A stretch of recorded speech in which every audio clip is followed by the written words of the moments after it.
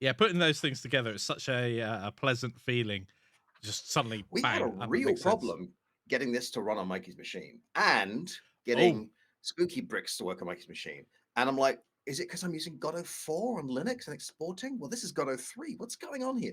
And we finally figured it out today. I have a multi-monitor setup, which by itself isn't a particular issue. But because I don't like my taskbar along the bottom of my main screen, it's on that screen over there is my main screen. So when I'm playing the game, I drag it over and I launch it. No, Godot Now, didn't like that on that. its own shouldn't be an issue, but specifically, Godot's on Windows on multi monitor can hang. Yeah, it was quite funny. And so I launched the game on there, and then I moved that across to this screen, and it was fine. It's like, okay, there's some I don't know. It might Yep. be. It might also be to do with Windows 11. I know they've changed the Windows management system in there, so that's always a possibility. Um, Other issues with a game like this, multiplayer.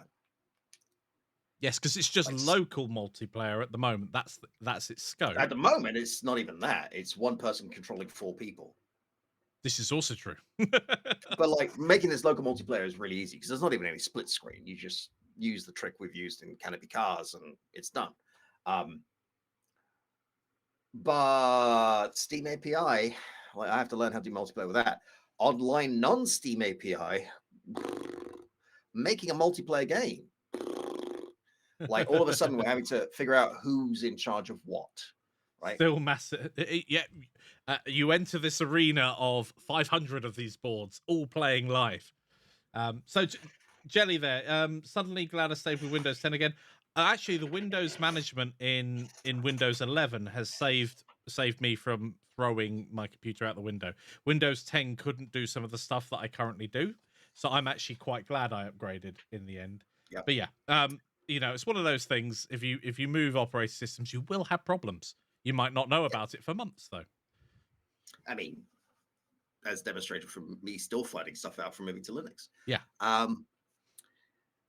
Yeah, so I don't know. This could be a course. This could be a module in Godot 4. This could be a mini course in Godot 3. Yeah. This could be a game. We don't yet know what the right answer is because Reasons. I mean, if you guys have thoughts, I'd love to hear it. Yeah. Doesn't mean definitely. that we're running this as a vote, but would love to hear your opinions. Again, it could just be an itch.io thing, but that market is not the same. No, it definitely isn't. Just by virtue of what it is. Yeah, and there's all kinds of updates, not updates, power ups and power downs. And if you're doing a game, you need to do some customization in there, some unlocks. Do you do Steam achievements? Personally, I hate achievements. Like I just hate them. But there are some people who think if it doesn't have achievements, it's not a game. I suppose I've got a good take on achievements. It's when I've done something, it suddenly unlocked the ability to do something else.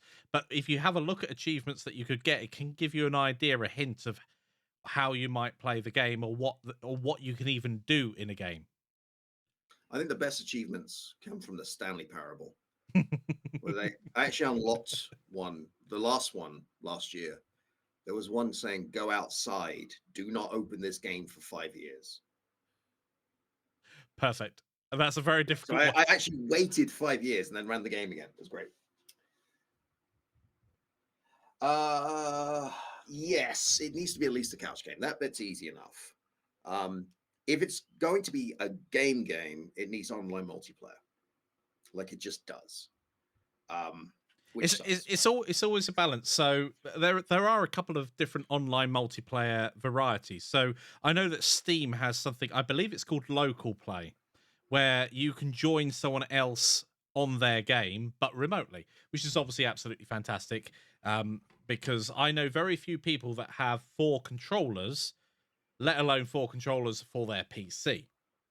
So that's one thing. But there's also multiplayer, as in just multiple people and them running a server.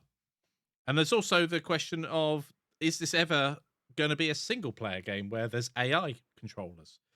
I mean, That's further expansion traditionally, from that. Bomberman is a game where you could play solo or 2 people or 3 people, and the remainder of the characters are taken over by AI. designing the AI would be. Challenging. I speedrun the no play achievement. Yeah, no, I've got that one. I mean, Mikey's the king of that one. Well, I was subscribed to Humble Bundle for years where I wasn't playing games, so I got like Yeah, somewhere between 5 and 12 games every month for I like subscribed for 3 like a years. month, 2 months, and I think I played one of the games off that. I definitely got my money's worth in the long run out of it, but yeah, I decided in the end to go. I'm not playing these games. So let's not entertain it. And then they started bringing out games that I'd already had and that sort of thing, and I was like, oh, shivvy them off on Steam or to friends and stuff. But Incidentally, if you're wondering, the quote on the thumbnail for this video, "Tactics are not a breath mint," is something I yelled at a friend of mine during an MMO raid where he just Leroy Jensen repeatedly.